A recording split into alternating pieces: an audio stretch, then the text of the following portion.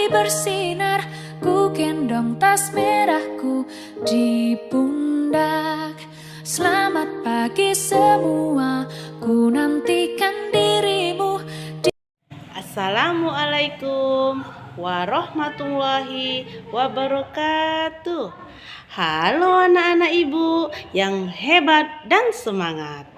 Kembali belajar bersama ibu dalam pembelajaran IPA. Nah, semoga anak-anak ibu semuanya dalam keadaan sehat walafiat.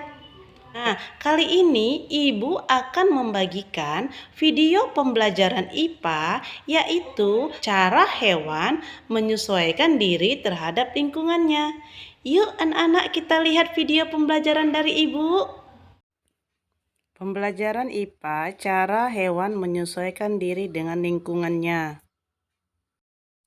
Tujuan pembelajaran yang akan dicapai anak ibu yaitu siswa mampu mengidentifikasi cara hewan menyesuaikan diri dengan lingkungannya, serta mampu membuat karya gambar cara hewan menyesuaikan diri dengan lingkungannya dengan benar.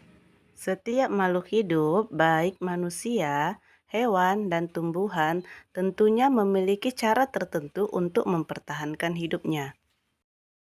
Cara penyesuaian diri makhluk hidup dengan lingkungannya disebut adaptasi. Tujuan adaptasi adalah untuk mempertahankan kelangsungan hidup dari serangan musuh atau situasi yang berada di sekitar makhluk hidup. Cara beradaptasi setiap makhluk hidup, khususnya hewan, berbeda-beda. Ada yang beradaptasi secara morfologi, adaptasi fisiologi, dan adaptasi tingkah laku. Ciri khusus makhluk hidup berhubungan erat dengan cara adaptasinya. Bagaimanakah hubungan antara ciri khusus dan cara adaptasi makhluk hidup? Mari kita temukan jawabannya pada uraian berikut ini. Yang pertama, adaptasi morfologi, yaitu penyesuaian makhluk hidup melalui perubahan bentuk organ tubuh yang berlangsung sangat lama untuk kelangsungan hidupnya. Adaptasi morfologi sangat mudah diamati karena tampak dari luar. Contoh adaptasi morfologi adalah aneka jenis paruh dan kaki burung serta beragam tipe mulut serangga. Nah, sekarang coba perhatikan tabel berikut ini. Burung memiliki bentuk paruh yang berbeda-beda, disesuaikan dengan tempat hidupnya dan jenis makanan yang dimakannya. Perhatikan gambar berikut ini. Berikut adalah contoh bentuk mulut serangga. Yang pertama, belalang. Belalang mempunyai mulut penggigit atau pengunyah, dan mulut ini mempunyai gigi-gigi kecil untuk mengunyah makanan yang berupa daun. Dan selanjutnya adalah mulut lalat. Lalat mempunyai alat penyerap pada mulutnya. Alat penyerap ini mirip spons atau gabus. Alat ini untuk menyerap makanan terutama yang berupa cairan. Dan selanjutnya ada kupu-kupu. Mulut kupu-kupu mempunyai alat penghisap, gunanya untuk menghisap sari madu atau nektar pada bunga. Dan yang terakhir adalah nyamuk. Nyamuk mempunyai bentuk mulut penusuk dan penghisap. Mulut ini digunakan untuk menghisap makanan berupa darah manusia atau hewan. Yang kedua adalah adaptasi fisiologi, yaitu cara makhluk hidup untuk menyesuaikan diri terhadap lingkungannya dengan melalui fungsi kerja organ tubuhnya agar tetap bertahan hidup. Cara tepatnya, adaptasi fisiologi mencakup fungsi alat tubuh hewan dalam bentuk enzim yang didapatkan dari suatu organisme. Contoh hewan yang pertama adalah kucing. Kucing memiliki kuku yang tajam serta taring yang kuat dan runcing. Alat tersebut digunakan untuk mencari makanan. Selain itu, kucing juga memiliki bantalan kaki agar saat mengendap-endap tidak mengeluarkan suara.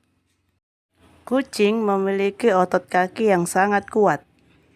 Kucing memiliki kumis di sekitar hidungnya untuk mendeteksi keadaan lingkungan di sekitarnya. Kucing juga memiliki alat keseimbangan di telinga bagian dalam agar saat jatuh masih tetap bisa bertumpu pada kakinya. Yang ketiga, adaptasi tingkah laku, yaitu perubahan tingkah laku untuk menyesuaikan lingkungannya agar tetap terjaga kelangsungan hidupnya. Beberapa contoh adaptasi tingkah laku. Yang pertama, memikri. Yang kedua, autotomi. Yang ketiga, hibernasi. Yang keempat, estivasi. Dan yang kelima, adaptasi tingkah laku pada mamalia air. Kita akan membahas satu persatu. Yang pertama adalah mimikri. Mimikri adalah mengelabui musuhnya dengan mengubah warna kulitnya. Contohnya pada hewan bunglon. Jika bunglon berada di dedaunan, warna kulit bunglon menjadi hijau. Sebaliknya, apabila bunglon berada di batang pohon, maka kulitnya akan berubah menjadi kecoklatan, seperti warna batang pohon. Perubahan warna kulit sesuai warna lingkungannya seperti yang dilakukan bunglon dinamakan mimikri. Yang kedua, autotomi, yaitu kemampuan mengelabui musuhnya dengan cara memutuskan ekornya. Contohnya seekor cicak. Jika seekor cicak dikejar oleh pemangsa, ekornya secara mendadak akan putus dan bergerak-gerak, sehingga perhatian pemangsa akan tertuju pada ekor yang bergerak tersebut. Kesempatan itu digunakan cicak untuk menghindarkan diri dari kejaran pemangsa. Yang ketiga adalah hibernasi. Hibernasi adalah kemampuan alami yang dimiliki hewan untuk bertahan hidup dalam kondisi ekstrim di musim dingin. Ciri-ciri hewan yang melakukan hibernasi yaitu 1. Suhu tubuh rendah. 2. Detak jantung dan pernapasan sangat lambat. Tujuan hibernasi yaitu untuk menghindari cuaca yang sangat dingin, kekurangan makanan, dan menghemat energi.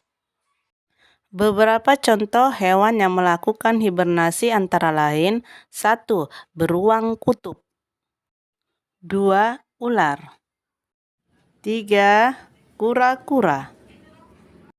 Yang terakhir adalah bengkarung atau kadal yang tetap tinggal di sarangnya selama musim dingin. Contoh adaptasi tingkah laku yang berikutnya adalah estivasi. Estivasi adalah kemampuan makhluk hidup untuk menurunkan laju metabolisme, suhu tubuh, dan detak jantung. Tujuan hewan melakukan estivasi adalah menghindari panas tinggi dan kekurangan air. Contoh beberapa hewan mamalia yang berestivasi untuk menghindari cuaca kering adalah 1. Lemur kerdil. 2. Kelelawar. 3. Tupai.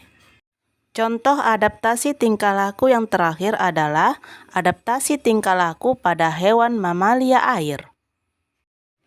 Hewan vertebrata dari golongan mamalia dan reptilia yang hidup di dalam air tetap bernapas menggunakan paru-paru.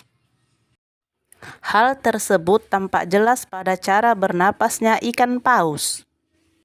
Setiap saat paus muncul ke permukaan air untuk menghirup udara sebanyak-banyaknya sampai paru-parunya penuh sekali, yaitu sekitar 3.350 liter. Setelah itu, paus menyelam kembali ke dalam air. Dengan udara sebanyak itu, paus mampu bertahan selama kira-kira setengah jam di dalam air. Pada saat muncul kembali di permukaan air, hasil oksidasi biologi dihembuskan melalui lubang hidung, seperti pancaran air mancur. Sisa oksidasi ini berupa karbon dioksida yang jenuh dengan uap air yang telah mengalami pengembunan yang disebut kondensasi. Demikianlah video pembelajaran IPA kita kali ini, dan sampai jumpa pada video pembelajaran berikutnya. Dan terima kasih.